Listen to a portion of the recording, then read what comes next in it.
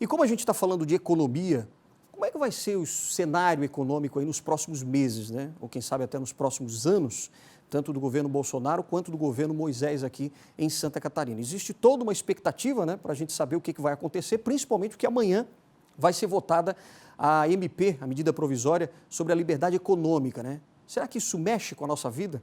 A gente vai entender um pouquinho melhor com o nosso convidado de hoje, que é o economista João Rogério Sanson. Tudo bem, senhor João, como é que vai? Obrigado, hein, por ter aceitado mais uma vez o nosso convite aqui do Jornal do Continente. Bom, acho que a primeira coisa é que amanhã vai ser votada essa MP, essa medida provisória, né, da liberdade econômica, e fala-se muito, até o próprio ministro da Economia, né, o Paulo Guedes, ele fala que isso pode abrir mais portas ainda para os empresários, principalmente, desburocratizando mais aqui para a classe empresarial. É verdade isso, na sua opinião, pode melhorar mesmo? O Brasil é um país onde é muito complicado abrir uma empresa. O número de exigências é muito grande e empresas pequenas são tratadas como empresas grandes.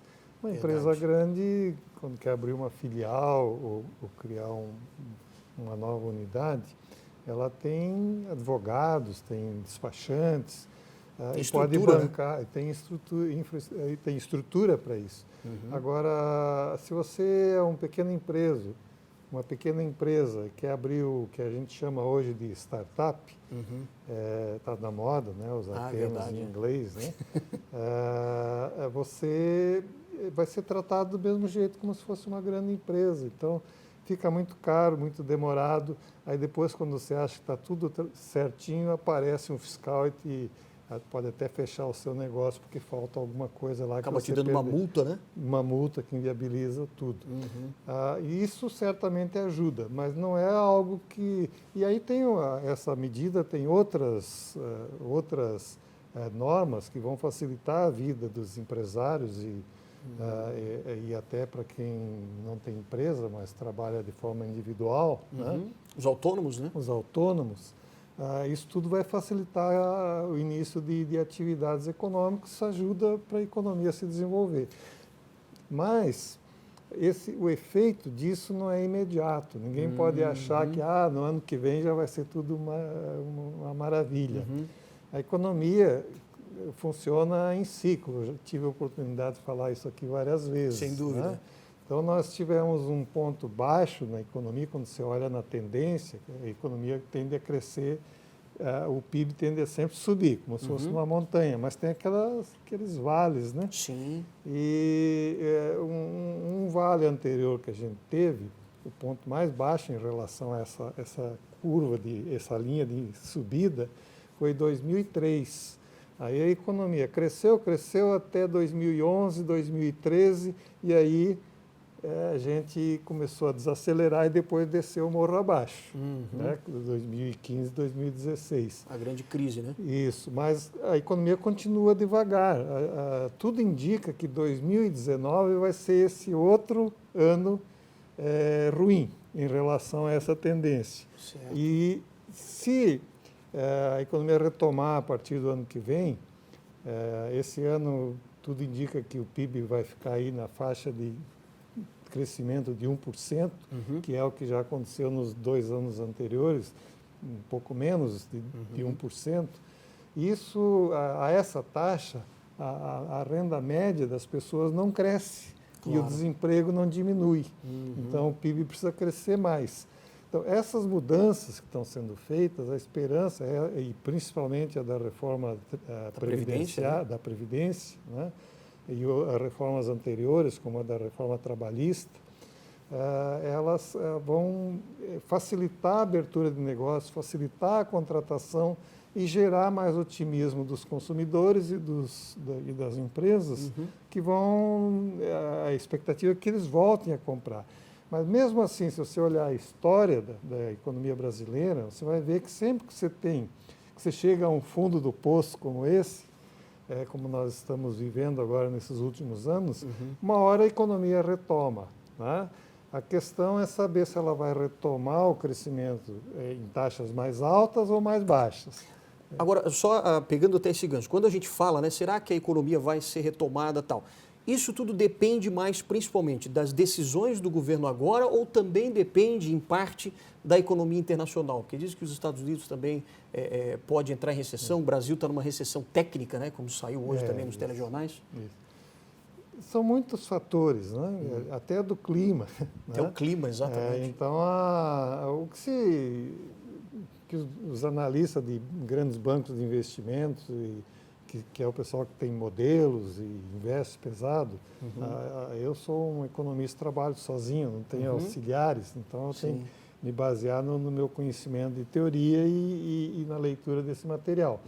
Mas o que se fala hoje, em parte que você já adiantou, que é a questão do internacional. Né? Se os Estados Unidos e a China continuarem com a queda de braço deles, isso vai prejudicar o crescimento mundial e, por tabela, o Brasil também.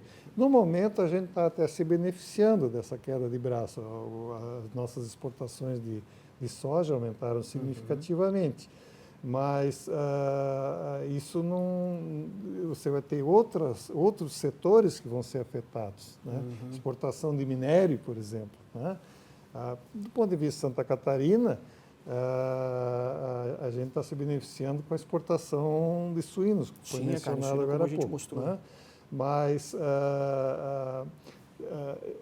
os Estados Unidos também concordam com o Brasil nessa área. Então, a gente também acaba, não só essas peças nos beneficiam no momento, como também essa queda de braço lá. Né?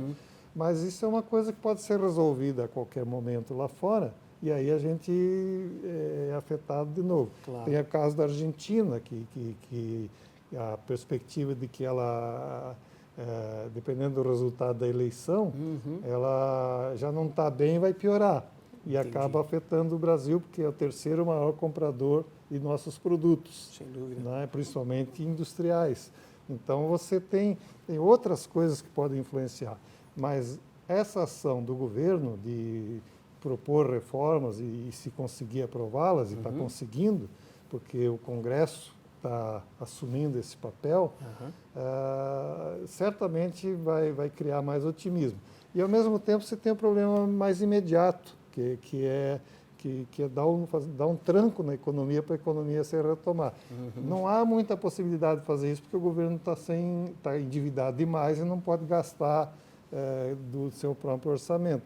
Mas coisas como essa do FGTS... Algumas medidas assim? Algumas medidas desse tipo ajudam também. Né? E se houver bastante otimismo em relação à administração da dívida no futuro, aí fica até fácil de o governo começar a gastar também. Só uma coisa, que eu acho que a gente precisa tocar nesse assunto também. A gente vê, na grande mídia principalmente, críticas muito contundentes em relação ao que o governo está fazendo. O governo, principalmente o governo Bolsonaro mesmo, não aqui o governo estadual, né? Mas o governo Bolsonaro. De que são medidas erradas e que a gente sabe que existe uma certa ideologia por trás de tudo isso e tal. O que o senhor acha, na verdade, dessa crítica que está sendo feita lá fora, principalmente nos grandes eixos aí da São Paulo-Rio, com relação às medidas que estão sendo tomadas? Quer dizer, essas medidas são certas? São medidas em que a gente pode, por exemplo, confiar de que elas podem realmente fazer com que a economia avance? Várias dessas medidas já haviam sido propostas no governo anterior. Certo. Tanto do governo Temer como até do governo Dilma. Por exemplo, a reforma da Previdência, né? A reforma da Previdência. Né? Então, são coisas que há uma certa concordância de todos que precisam ser feitas. Mas nem sempre se consegue ter as condições políticas para isso. Claro. O que nós estamos tendo neste momento são condições políticas mais favoráveis para isso, porque a crise tem sido tão grave que até o Congresso... chamou para si, né? Mas o Congresso também reflete o que a população acha. Né? Se a população como um todo fosse contra, eles não aprovariam. Sem dúvida, né? sem dúvida. Então, a própria população que está se conscientizando disso e que os seus representantes aí vão atrás, porque eles também dependem dos votos dessa mesma população. Né? Claro. Então, agora, há coisas que são diferentes em relação ao governo anterior. Aos governos anteriores. que uma delas é a busca de privatizar empresas estatais. Então, esse governo está buscando privatizar empresas estatais, que o governo mais social-democrata que nós tínhamos não fazia. E é uma necessidade hoje, a gente percebe, né? Eu sempre acho o seguinte, a empresa estatal, ela tem um problema sério. Ela é usada, ela pode ser utilizada politicamente para ajudar um candidato, um governo a se reeleger, e acaba sendo mal administrado. Né? Então, você coloca pessoas de confiança justamente para fazer o que der na telha que for conveniente, como fizeram com a Petrobras e com tantas outras estatais. Né? Professor, esse assunto a gente vai ter que trazer o senhor outra vez aqui para a gente poder falar um pouquinho mais de economia. Muito obrigado pela sua participação aqui, pelo esclarecimento, e a gente conta com o senhor numa próxima oportunidade. Obrigado. Tá certo? Obrigado mais uma vez.